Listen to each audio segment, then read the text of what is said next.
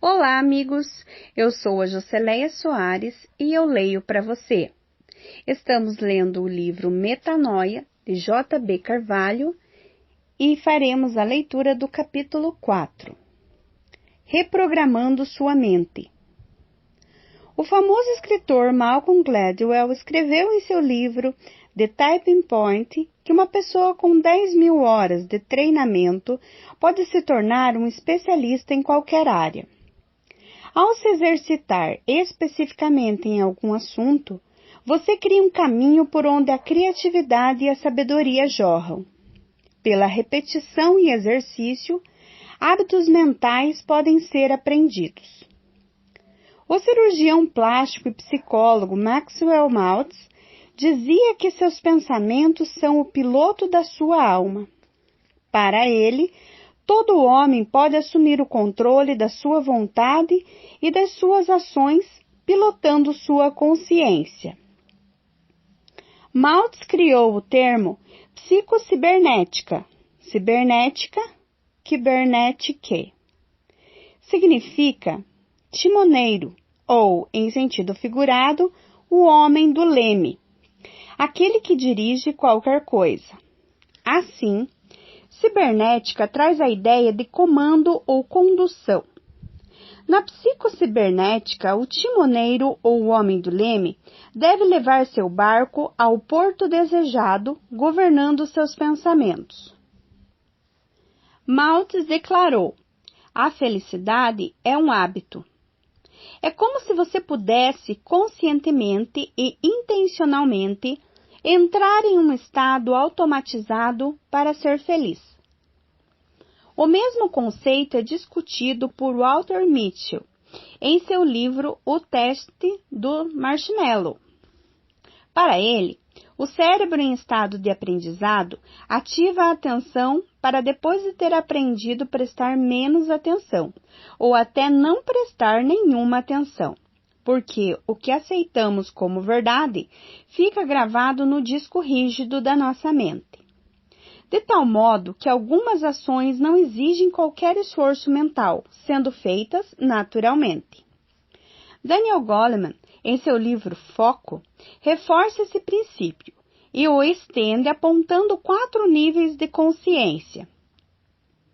O mais baixo nível, o inconscientemente ignorante, é quando você não sabe que não sabe.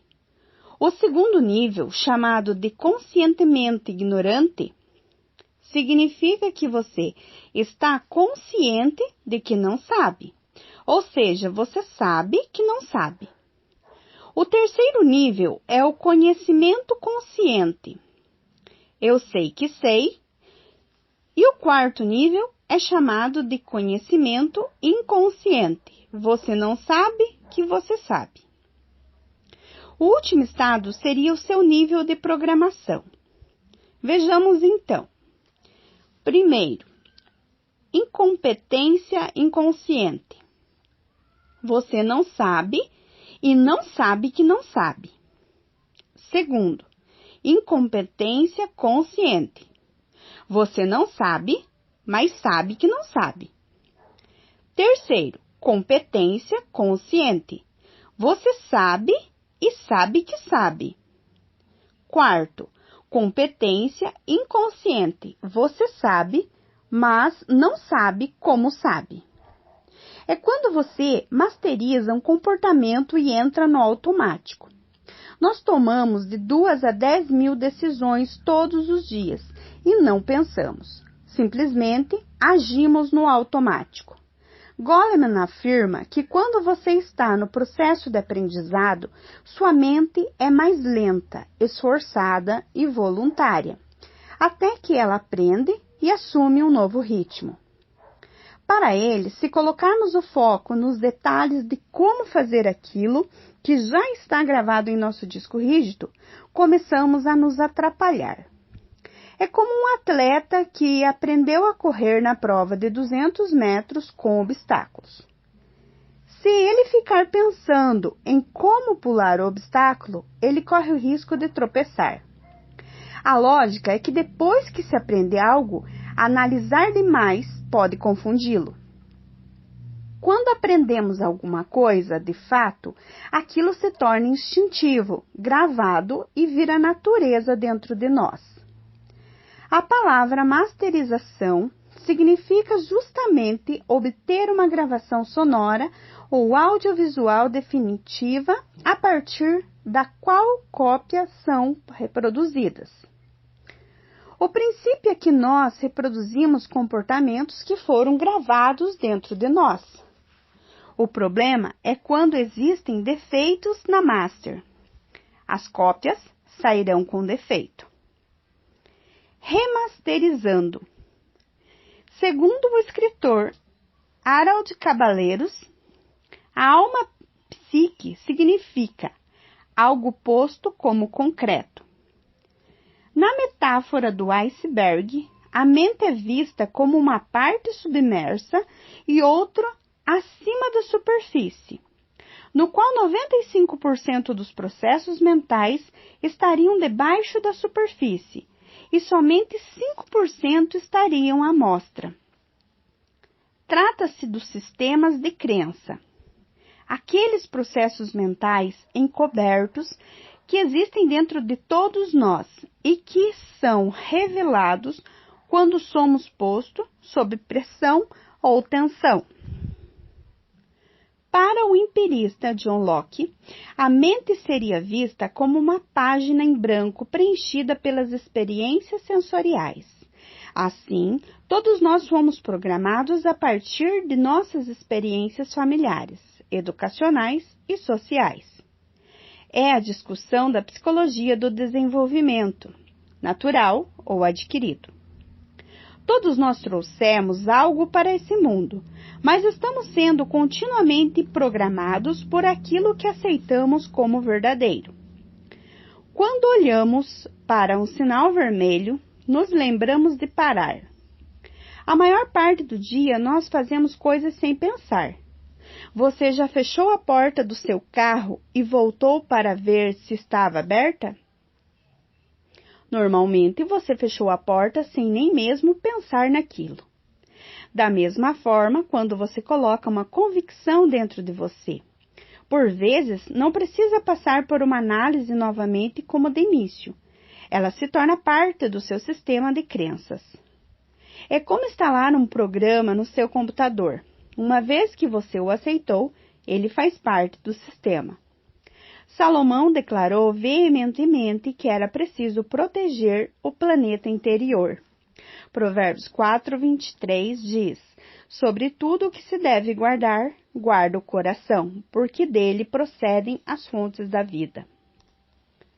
O sábio está afirmando que seus pensamentos são as sementes do seu destino e que o ambiente à sua volta será igual ao do seu coração. Salomão disse: assim como pensa, assim ele é. Provérbios 23:7. É preciso entrar em estado de alerta sobre aquilo que abrigamos em nossos corações e nos permitimos crer.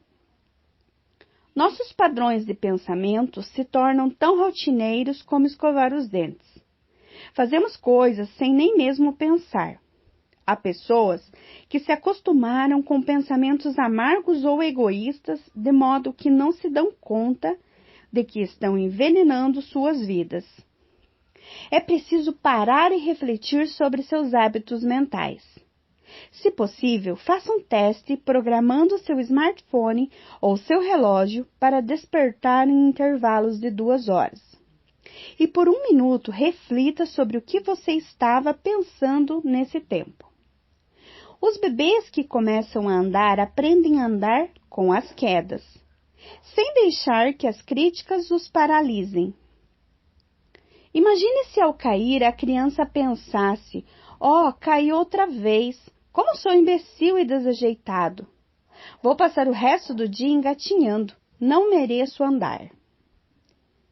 John Milton escreveu em seu poema Paraíso Perdido: a mente é o seu próprio lugar, e em si mesma pode fazer um inferno do céu e do céu um inferno.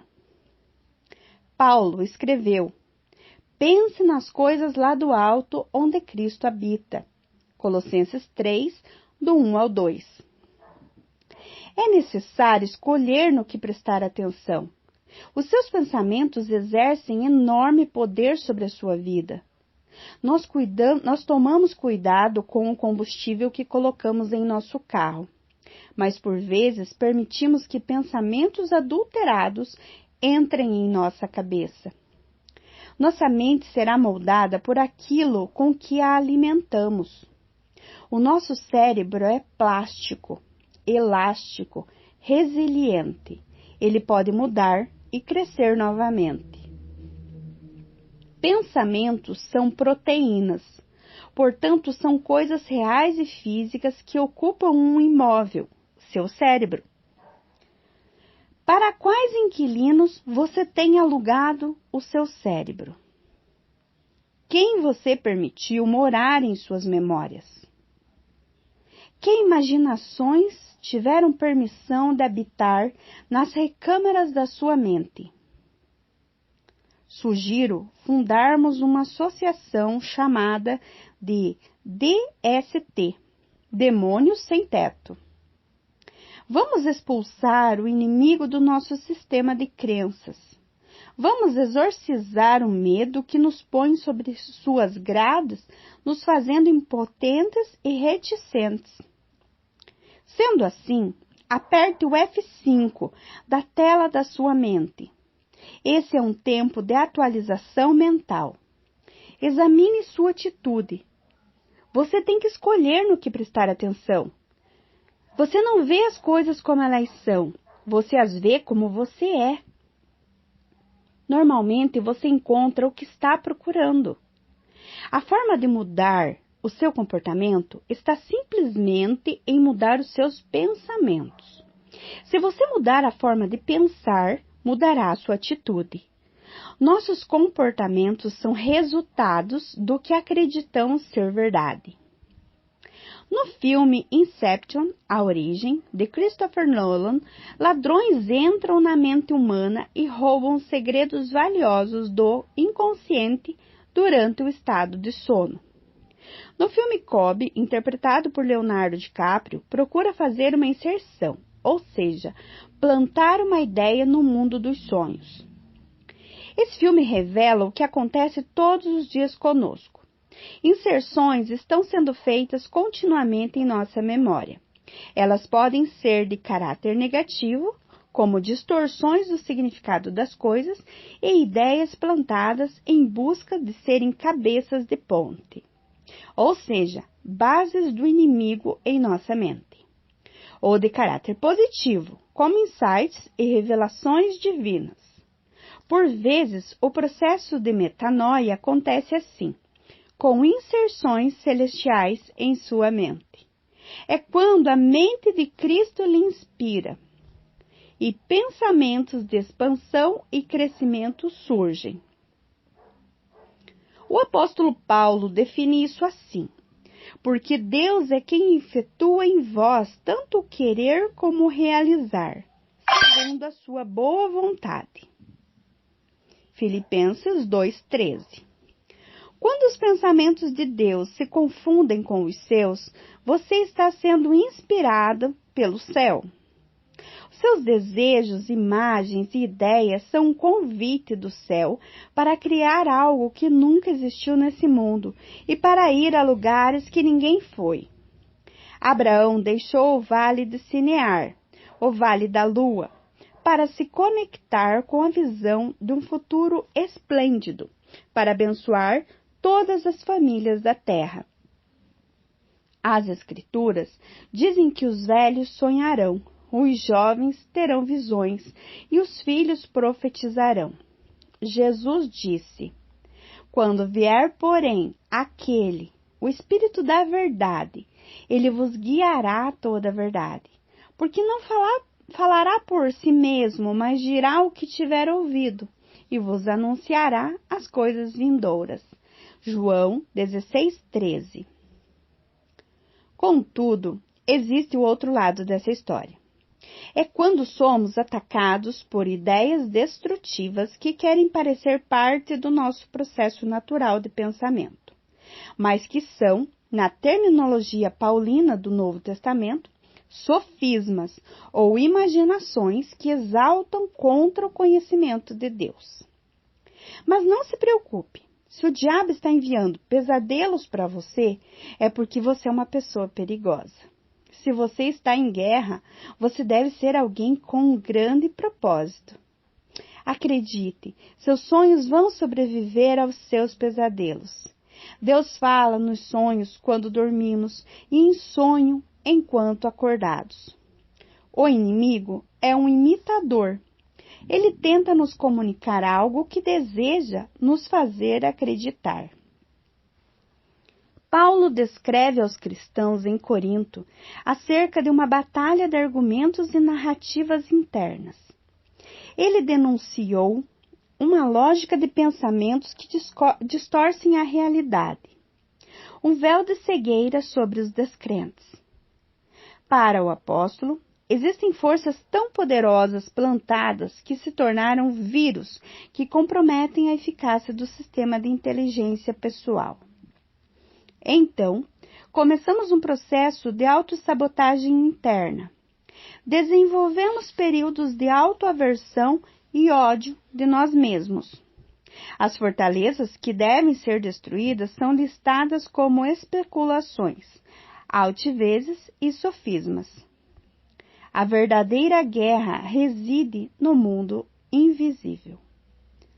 Porque, embora andando na carne, não limitamos segundo a carne, porque as armas da nossa milícia não são carnais, e sim poderosas em Deus para destruir fortalezas, anulando sofismas e toda altivez que se levante contra o conhecimento de Deus, e levando cativo todo pensamento à obediência de Cristo, e estando prontos para punir toda desobediência, uma vez completa a vossa submissão. 2 Coríntios 10, 3-6. As Escrituras descrevem cabeças de ponta erguidas no sistema de crenças para impedir as pessoas de acreditarem na verdade sobre si mesmas. Fortalezas são como uma fortificação, onde o inimigo esconde os seus pensamentos como ovos de serpente. Como uma guarita, onde o inimigo mora, ou um castelo erguido onde o engano habita. A mentira procura encontrar residência em seu íntimo e fazê-lo acreditar em falácias. Entenda que muitos dos pensamentos que passam em sua mente não são seus. Alguns se culpam por pensar blasfêmias ou serem tentados com pensamentos pervertidos. Fica mais fácil se livrar desses flashes na mente quando você descobre que eles não são originalmente seus. A palavra para demônio é daimonia, que significa seres de informações.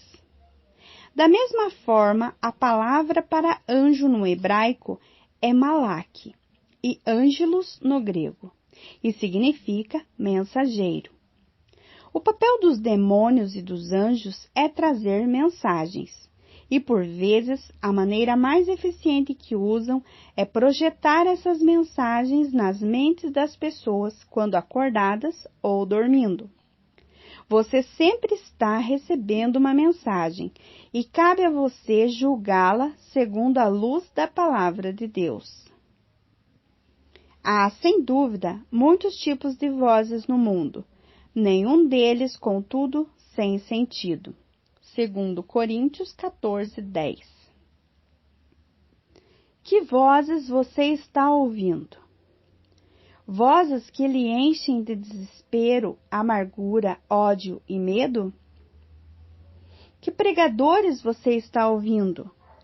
Aqueles como os 10 espias que pregavam dúvidas em vez de fé? Que programas de TV você está assistindo? Ou que músicas você ouve? Bill Johnson diz: quando estou ansioso, eu me pergunto, onde foi que perdi a minha paz? Ao localizar a mentira em que acreditei e me trouxe tamanha aflição, volto ao meu lugar de paz. Dizemos a todos sobre vida abundante, mas veja o contexto imediato do que temos que fazer a fim de ter vida abundante. Por favor, Ouça o texto. Em verdade vos digo, o que não entra pela porta do aprisco das ovelhas, mas sobe por outra parte, esse é ladrão e salteador. Aquele, porém, que entra pela porta, este é o pastor das ovelhas. Para este, o porteiro abre. As ovelhas ouvem a sua voz. Ele chama pelo nome as suas próprias ovelhas e as conduz para fora. Depois de fazer sair todas as que lhe pertencem, vai adiante delas, e elas o seguem, porque lhe reconhecem a voz. Mas de modo nenhum seguirão o estranho, antes fugirão dele, porque não conhecem a voz dos estranhos. Jesus lhe propôs esta parábola, mas eles não compreenderam o sentido daquilo que lhes falava. Jesus, pois, lhes afirmou de novo: em verdade vos digo, eu sou a porta das ovelhas. Todos quanto vierem antes de mim são ladrões e salteadores, mas as ovelhas não lhe deram ouvido. Eu sou a porta. Se alguém entrar por mim, será salvo. Entrará e sairá e achará pastagem. O ladrão vem somente para roubar, matar e destruir. Eu vim para que tenham vida e a tenham em abundância. João 10, do 1 ao 10. Vida abundante tem a ver com as vozes que você está ouvindo. Existem muitas vozes querendo nos guiar. Você não pode aceitar essas vozes. Jesus disse que essas vozes querem lhe roubar, matar e destruir. O ladrão quer ser uma voz dentro da sua cabeça. Você pode estar ouvindo a voz errada nesse momento. Pode estar recebendo uma mensagem falsa de uma fonte mentirosa. Pode estar tendo sonhos nos quais o adversário colocou ideias que ele quer que você acredite para lhe sabotar por dentro. Em Gênesis 3, do 8 ao 11, diz: quando ouviram a voz do Senhor Deus, que andava no jardim pela viração do dia, esconderam-se da presença do Senhor Deus, o homem e sua mulher, por entre as árvores do jardim. E chamou o Senhor Deus ao homem e lhe perguntou: onde estás? E ele respondeu: ouvi a tua voz no jardim e porque estava nu tive medo e me escondi. Perguntou-lhe Deus: quem te fez saber que estavas nu? Comeste da árvore que te ordenei que não comesses? Tudo começa com o som de Deus vindo, o som de Deus andando na direção deles. Adão, onde está você? Como você foi parar aqui? Como você chegou a essa condição?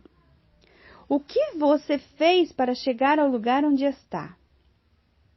Adão tinha medo de Deus, porque estava ouvindo a voz da vergonha. Ele respondeu: ouvi a tua voz no jardim, e porque estava nu tive medo e me escondi. Quem lhe disse que você estava nu? Ele estava nu antes. Ele era a mesma pessoa. Nada tinha acontecido fora dele, mas somente dentro dele. E como consequência do que aconteceu dentro dele, tudo à sua volta mudou.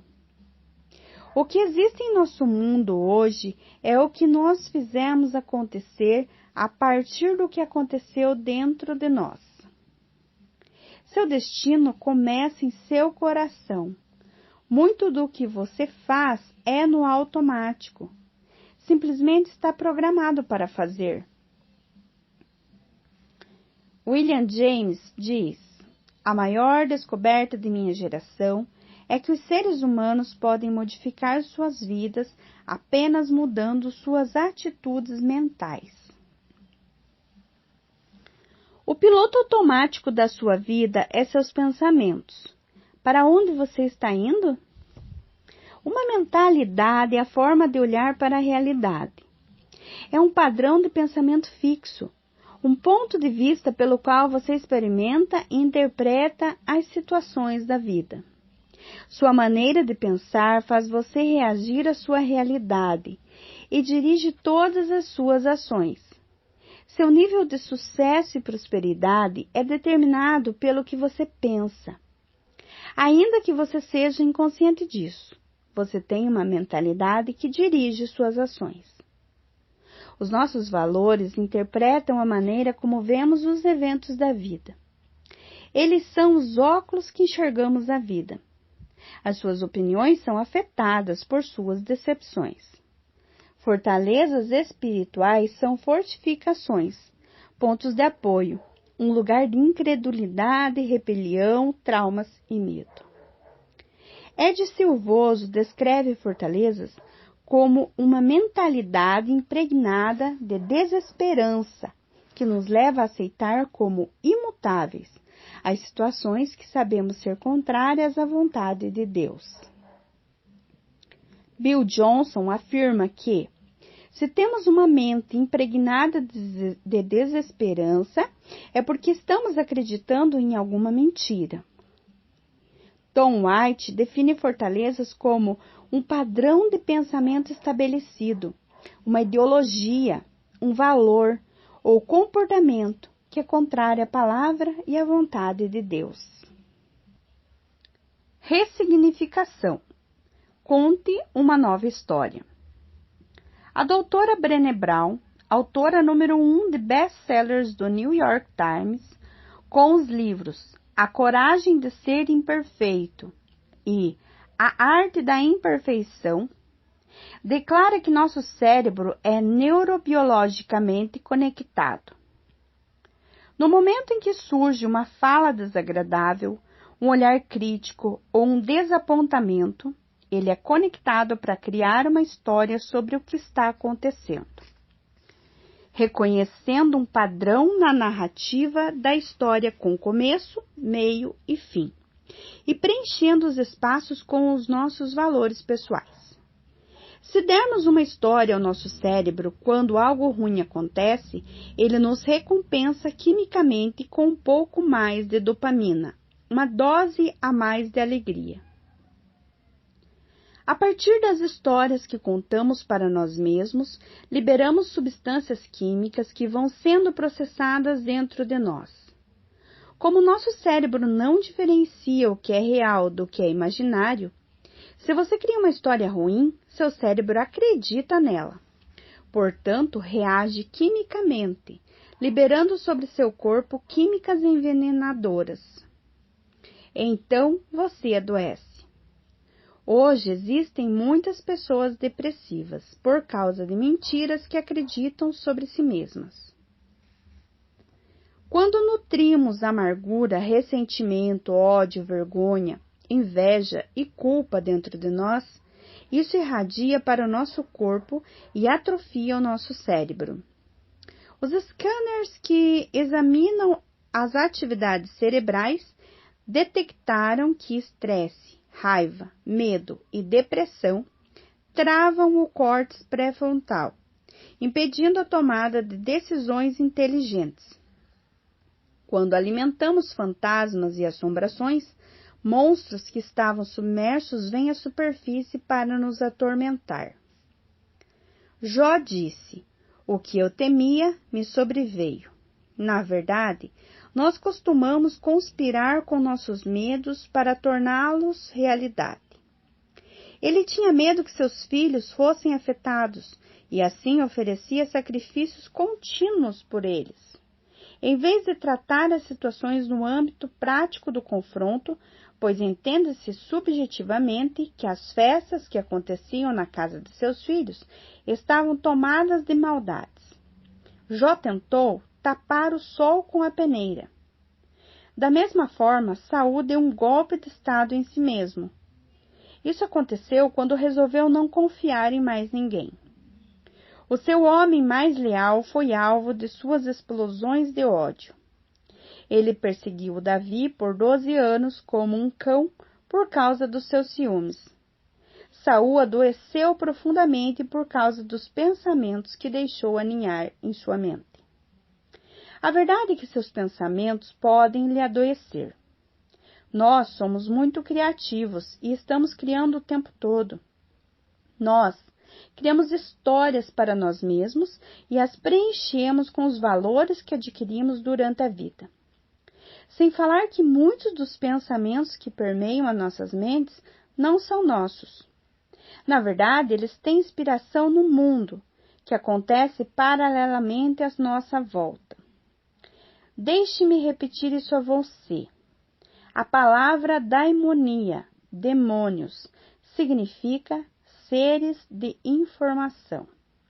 O mesmo significado de ângelos ou malak, correspondentes no grego e hebraico da palavra anjo, que significa mensageiro.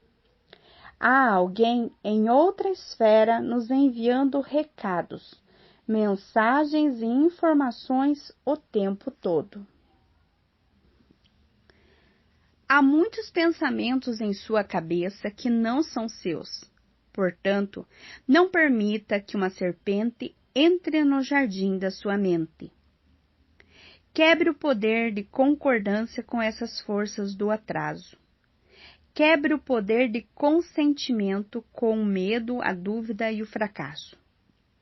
Que pensamentos estão na sua mente que não são seus? Por vezes, um filme é projetado em sua mente enquanto acordado ou dormindo. Nós inventamos histórias o tempo todo. Somos criativos demais para não inventá-las e, às vezes, remoemos essas histórias por meses e anos. Elas ficam gravadas dentro de nós até que tem espaço para serem acordadas. Nós editamos em nosso cérebro a nossa versão dos fatos. Sonhos são isso. Pensar durante o dia é um processo de construção. Pensamento noturno é um processo de classificação. É preciso dar uma interpretação aos seus sonhos. É importante reeditar suas lembranças. Situações não fechadas ou não resolvidas costumam vir à tona em sonhos quando dormimos. Se você tem um problema não resolvido com alguém, essa pessoa costuma visitar os seus sonhos. É preciso dar um final a cada história. Um sonho fala muito mais sobre o que está dentro de nós do que sobre a vida das outras pessoas. Que histórias você está inventando para si mesmo? Nós colocamos a culpa em outras pessoas. Achamos alguém responsável pela nossa miséria e fracasso. Mas isso são valores que precisam ser trocados. Culpar os outros não nos faz inocentes. Há pessoas que me procuram e dizem: eu sei que o Senhor pensa isso sobre mim. E aí eu as interrompo rapidamente e digo: eu nunca pensei isso de você. Lembre-se dos espias enviados por Moisés à terra de Canaã. Eles diziam que eram, aos seus próprios olhos, como gafanhotos, e aos olhos de todos aqueles gigantes também eram vistos como gafanhotos. Por vezes, você não é aquilo que você pensa ser, nem mesmo aquilo que as pessoas pensam que você é, mas pode se tornar aquilo que você pensa que os outros estão pensando que você é. O medo bloqueia a razão. O medo está frequentemente associado à incredulidade. Jesus dizia aos seus discípulos: por que estáis com medo, homens de pequena fé? Mateus 8, 26. Medo e fé não podem coexistir. Eles trabalham um contra o outro. Na verdade, você é controlado por aquilo que lhe intimida. Tudo o que lhe intimida, lhe controla. Quando a coragem surge, seu cérebro estala e se liberta das grades invisíveis do medo. Seu cérebro e sua experiência mudam. Se nutrirmos nossa mente com bons pensamentos, veremos os demônios do medo se derreterem. Lutero dizia: não posso impedir que os pássaros voem sobre a minha cabeça, mas posso impedi-los de fazerem ninhos sobre ela. Nossos valores estão contidos em nossas histórias. Na maledicência está contida a nossa insegurança. O historiador Will Durant disse: criticar é uma maneira desonesta de se elogiar. criticar. Há pessoas que falam mal de outras para se sentirem melhores sobre si mesmas. Existem pessoas que polemizam para se elogiarem como um fariseu. Eu não sou como esse publicano. Lidar com seus fracassos é uma chave para criar uma história, com um novo final ousado. Seu cérebro irá preencher suas histórias com seus valores e, se você não fizer algo, ele fará por você. Por isso, é importante reinterpretar a sua dor, dar um novo significado à sua história, rebatizar com um novo nome as situações que você viveu e que lhe incomodam, fechar um ciclo, resolver demandas com as pessoas, perdoar e lidar com a ofensa. Sim, lidar com a ofensa. A ofensa nos paralisa. Há muitas pessoas presas em uma fase da vida por uma ofensa. Pessoas que entraram no modo revidar e assim se tornaram violentas, vingativas, amargas, ressentidas e tomadas de justiça própria. Então, elas contam para si mesma uma história mentirosa dos fatos.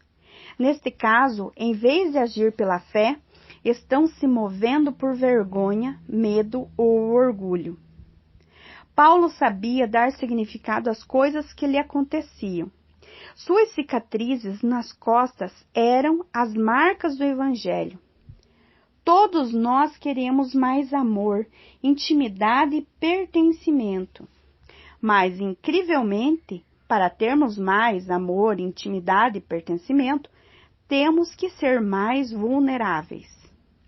Violência não é o mesmo que força. Pessoas violentas, na verdade, são frágeis. Vulnerabilidade é força. Deixar-nos mostrar, sermos vistos uns pelos outros, nos conectarmos e nos conhecermos. Dar um passo rumo a uma conexão mais profunda. Há muitos relacionamentos que só ficam na epiderme, desprovidos de espinha dorsal. Somente quando tiramos os olhos de nós mesmos para olhar para o outro, podemos ver o que realmente está acontecendo. Quanto mais seguro de mim, mais vulnerável sou e menos na defensiva estou. Quanto mais inseguro, mais capa, mais crosta, mais máscara e mais mentira para encobrir a realidade. É preciso coragem para encarar a verdade sobre si mesmo. Adão disse: ouvi tua voz, tive medo e me escondi. Olhe para seus próprios motivos. Pessoas reprimidas não reconhecem os seus motivos. Uma pessoa que recorda memórias ruins só dá atenção aos seus próprios sentimentos. Você pode estar conversando demais com as suas deformidades. As edições desagradáveis de memórias não resolvidas precisam de um desfecho positivo para deixar o coração pacificado, pois o que você pensa sobre você dirige a sua vida. Que histórias você está contando para si mesmo? Ressignificação é a capacidade de contar uma história para si mesmo, dando um significado novo para a sua dor. É aprender a lição da ostra. Irritada, com um grão de areia, o transforma em uma pérola. Você se sente como se estivesse andando em círculos? Pense como José. Ele estava andando em ciclos, traído por seus irmãos e colocado em um poço, acusado falsamente de estupro, preso e depois esquecido. Cada ciclo de traição e retrocesso só aumentou sua proximidade com sua missão final. Sua ascensão começou quando ele foi colocado no buraco. Deus está constantemente levando você à vitória, até mesmo pelo retrocesso. Deus é tão grande que Ele pode pegar tudo o que acontece, incluindo os nossos erros, e trabalhar neles no processo da edificação do seu chamado. Você pode estar no buraco agora. Então, aprenda a primeira lição dos buracos. Pare de cavar. ressignifique. O que hoje é contra você está se tornando favorável a você. Ressignificar significa reciclar o que me é dado. Portanto, faça um exercício de ecologia saudável na sua alma. Recicle o ódio que lhe foi dado. Transforme os elementos que chegam a você. Converta sua frustração em energia. Dê um novo significado às suas derrotas e perdas. Napoleão Hill declarou: cada adversidade traz em si as sementes de um equivalente ou maior benefício de sucesso. Descubra a crença fortalecedora por trás dos seus conflitos, que pode dar a eles um novo significado. Existe uma bênção disfarçada no que está acontecendo com você agora. O profeta Naum disse: Deus faz o seu caminho no meio da tormenta. Naum 1:3. Nós criamos o próprio significado para as coisas. É preciso dar sentido novo às coisas que lhe aconteceram. Para isso, é preciso reeditar as lembranças. A memória são os dados arquivados que lhe fazem sofrer ou crescer. Lembre-se do povo de Israel. Eles adquiriram um DNA psíquico de escravidão, sujeição, servidão, conformidade e subserviência. Eles não puderam entrar na terra prometida porque se viam como escravos. Zig Ziglar disse: uma pessoa não pode ter o desempenho de um vencedor se não se vê como um vencedor. Como nos enxergamos define o que esperamos das pessoas e da vida. Robert Schuller disse: a autoimagem de uma pessoa sempre se reproduz na ação. Portanto, não reclame do mundo, reclame do seu olhar, da sua disposição mental e da sua perspectiva. Interpretado de maneira correta, o slogan publicitário da Nike funciona. Nós somos as histórias que contamos.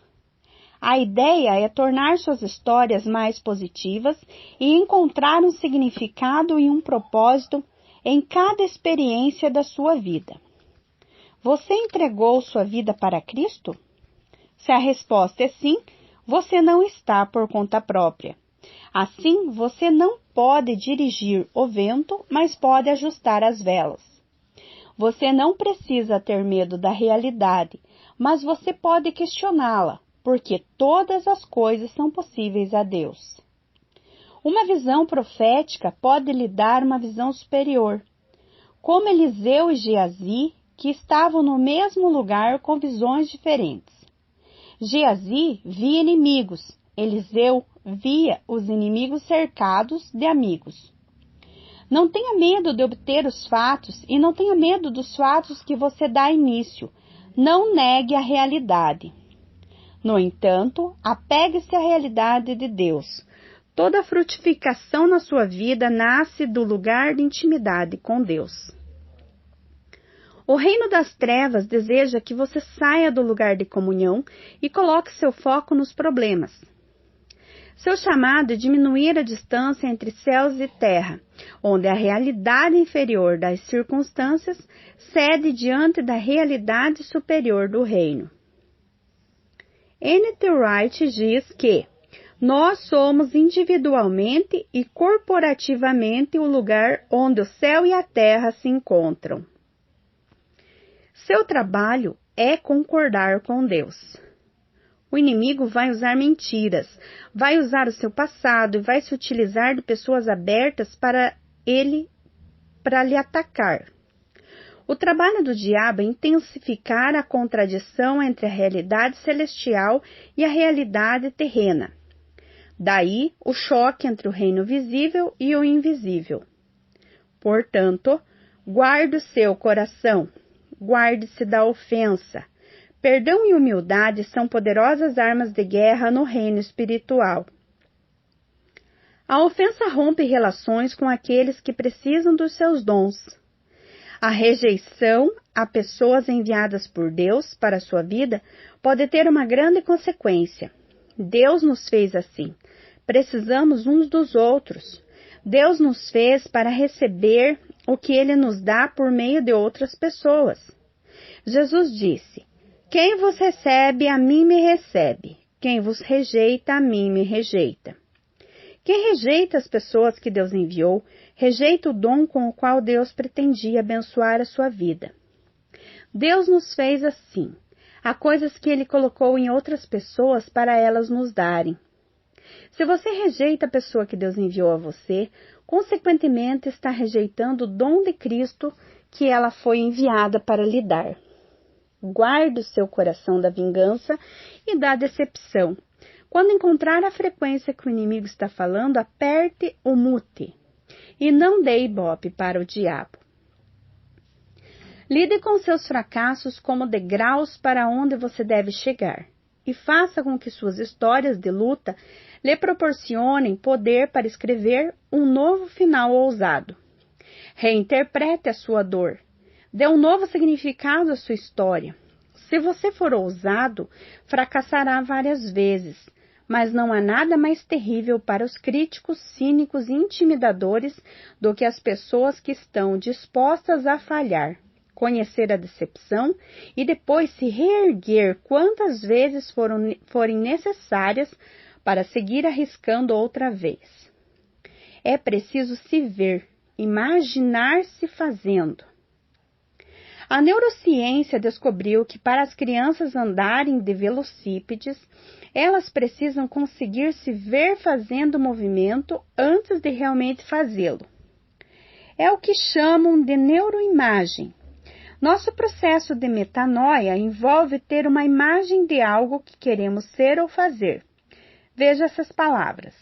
Porque em verdade vos afirmo que se alguém disser a esse monte, ergue-te e te lança no mar, e não duvidar no seu coração, mas crer que se fará o que diz, assim será com ele. Marcos 11, 23. Onde terminam suas histórias? Dê um final feliz para a sua história. Seja realista. Acredite em milagres.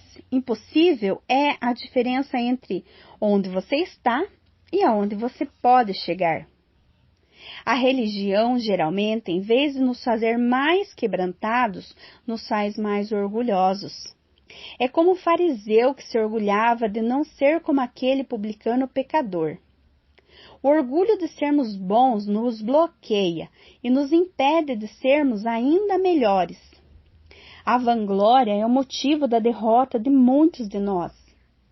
A religiosidade tem sua ênfase no dever, em vez do prazer em obedecer. Você não deveria ler a Bíblia por causa de alguma obrigação, mas porque ler a Bíblia enriquece sua vida. No verdadeiro cristianismo, o dever se torna uma satisfação e a sua paixão determina a sua disciplina. O salmista diz: provai e vede que o Senhor é bom. A lógica é a seguinte: no momento que você provar de Deus, você vai gostar tanto que não vai querer mais nada longe dele. É o convite do chefe. Experimente, prove. Se não gostar, deixe de lado o resto. Na religião, há muita gente resistindo em se render. Há pessoas lutando contra Deus, pois se render é a maior batalha. Jesus disse: quem amar a sua vida vai perdê-la. Quem perder a sua vida vai ganhá-la. Em Cristo você perde uma vida e ganha outra vida muito melhor do que aquela que você perdeu.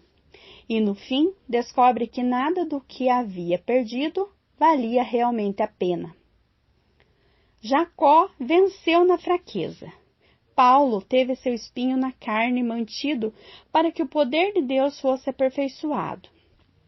A mulher pega em adultério com o pecado arrependido, recebeu graça e perdão. Deus não se impressiona com a nossa força, mas com a nossa fraqueza. Nosso quebrantamento lhe chama a atenção. É preciso sacudir as estruturas mais íntimas para deixar a poeira sair. É necessário quebrar o poder de concordância com o inimigo. Jesus disse que o homem tira do seu coração coisas boas e más. Em outra passagem, o mestre afirma que não é o que entra no homem, mas o que sai dele que contamina. Aquilo que é gerado, gestado, incubado e nascido no nosso coração é mais poderoso do que qualquer coisa fora de nós. Seus limites não estão fora de você, mas dentro de você. É o que pensamos que nos faz livre ou prisioneiro. Medos nascem do coração e nos aprisionam em grades invisíveis que limitam nossas ações. Nossos pensamentos são a semente das ações que produziremos e é o que nos levará aonde iremos. É preciso quebrar as molduras do pensamento e a formatação que nos enjaulou em processos mentais de desesperança. Metanoia é mais que uma palavra religiosa para a conversão. É uma palavra para definir um estilo de vida em que cada um de nós vive a experiência de transformação de nosso sistema de crenças, de forma continuada e progressiva, até que alcancemos a mente divina ou a mente de Cristo. Metanoia é uma palavra que denota a reprogramação da nossa mente, alterando a raiz do pensamento, trocando ideias e conceitos estabelecidos. Um programador sabe muito bem o que significa quando ele entra na origem, onde o sistema é operado, e o muda. Metanoia é alterar a raiz do pensamento, substituindo-o por outro mais livre e construtivo. Metanoia é a maneira de Deus consertar a master, a fim de produzir cópias melhores de nossas ações habituais. Eu sou Joceleia Soares e eu leio para você.